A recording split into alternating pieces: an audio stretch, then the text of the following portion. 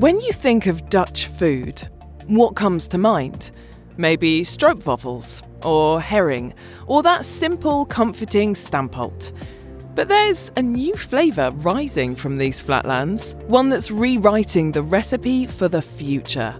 This is new Dutch food, where innovation meets sustainability and where taste becomes a reflection of change.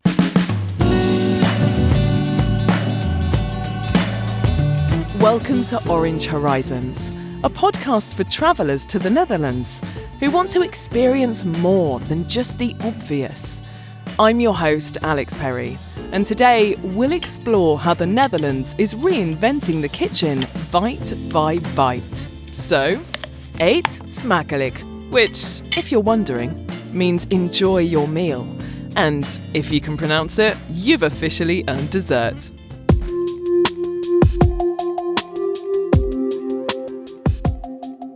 So, every story about food begins on the land. And here in the Netherlands, land isn't just soil, it's innovation. From vertical greenhouses rising on city rooftops to drones mapping out vegetable fields with scientific precision, Dutch agriculture has become a laboratory for the future.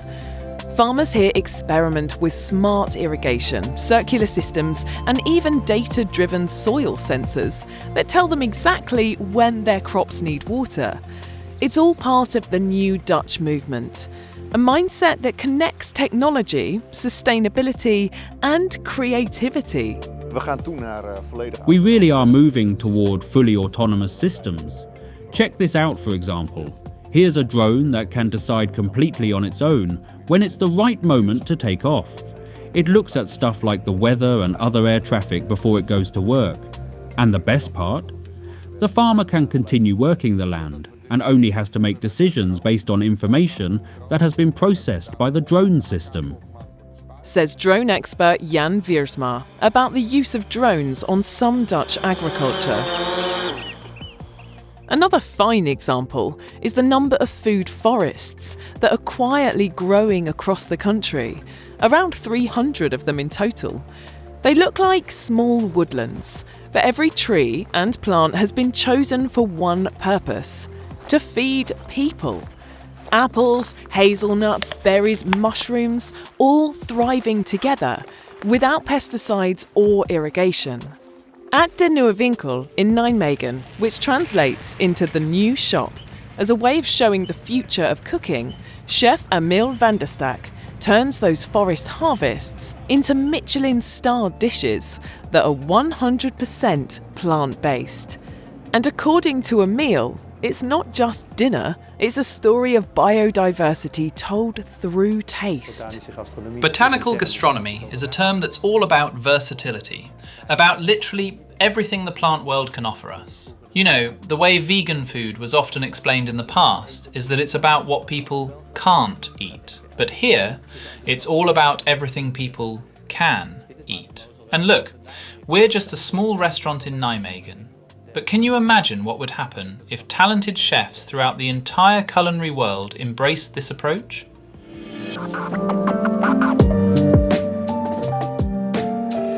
And this same pioneering spirit can be found in urban environments too.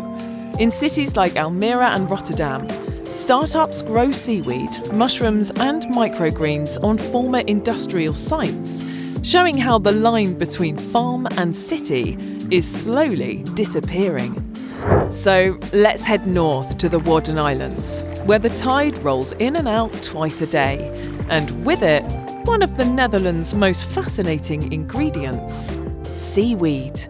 It's rich in minerals, full of protein, and surprisingly delicious. Het is dan ook wel belangrijk dat mensen ook daadwerkelijk verrast for us it's just really important that people are genuinely surprised by what they're served.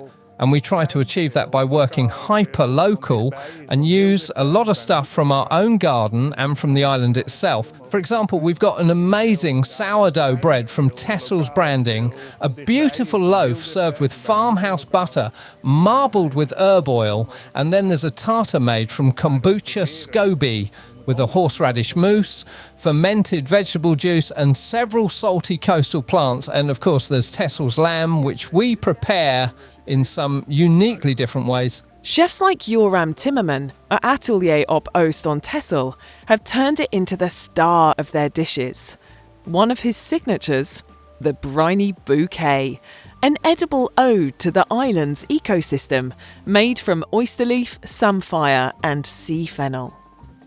But innovation doesn't stop in the kitchen. Across the country, small startups are turning seaweed into everything from plant-based burgers to hybrid sea meat, like the Dutch Seaweed Burger or Seaweed Food Solutions, who even make spare ribs from seaweed and jackfruit. It sounds crazy until you try it.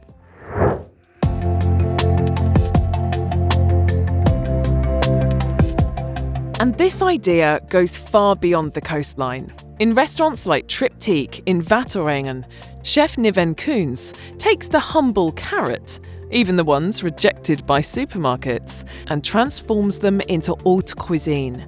His no-waste carrot tartare has become a modern Dutch classic. Proof that flavour and responsibility can share the same plate. And that idea runs through everything he cooks. Niven calls it his 80-20 philosophy, where vegetables take the lead and meat plays only a supporting role. Our philosophy is to really put vegetables in the leading role. So when we create a new dish, we start with something like the aubergine. What can we do with that plant to turn it into a fully fleshed out dish? And, well, in this case, we chose to combine it with a nice balsamic vinegar, some goat's cheese, and a little bit of basil. But that's our way of working with everything, from courgette flour to the tomato. So yeah, the leading role really does belong to the vegetables.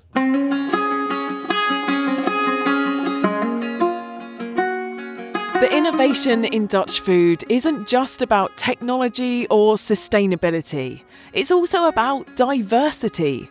Walk through any Dutch market, say in Rotterdam, Amsterdam or Utrecht, and you'll smell it, the fusion of cultures that make up modern Dutch cuisine.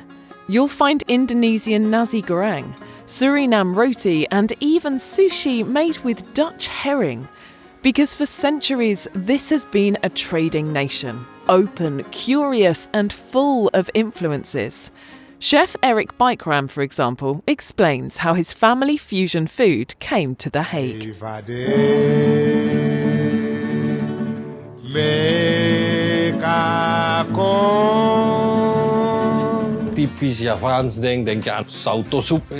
When you think of typical Javanese food, the first thing that comes to mind, of course, is of soto soup, a real classic dish. And you might think of nasi and bami. A lot of people don't know this, but the Javanese kitchen is extremely popular in Suriname. On this plate, you see a traditional Javanese sambal goreng, which is originally from Indonesia. My grandmother was actually born there and moved to Suriname, and that's basically how so many Javanese people ended up there. Today's chefs mix those flavours freely, creating dishes that bridge continents and generations. Think of Mexican tacos with Dutch cheese, Indo-Chinese spring rolls filled with local vegetables, or even Dutch soy sauce brewed right here in the lowlands. In these kitchens, innovation isn't just a process, it's an attitude, one that embraces cultural roots while looking forward. And that's what makes new Dutch food not only sustainable, but also deeply human. Whether you're dining in a Michelin-starred kitchen or tasting fresh produce straight from a local farm, that human touch is exactly what you can experience here in the Netherlands.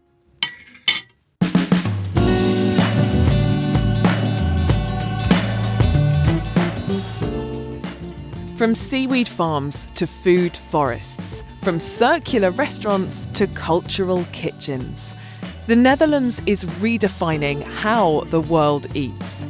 It's proof that innovation can be delicious and that sustainability can be served one plate at a time.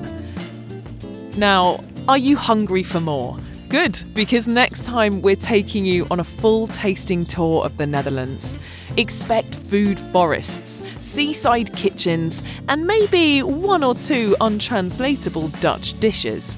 But don't worry, we'll help you pronounce them. Kind of. I'll do my best. Curious to discover more stories like this one? Then head over to holland.com/food for travel inspiration, culinary tips, and places where you can literally taste the future.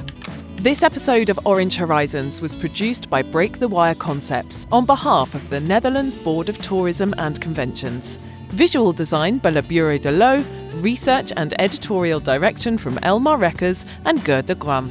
My name is Alix Perry. Thanks for listening and see you on the next Orange Horizon.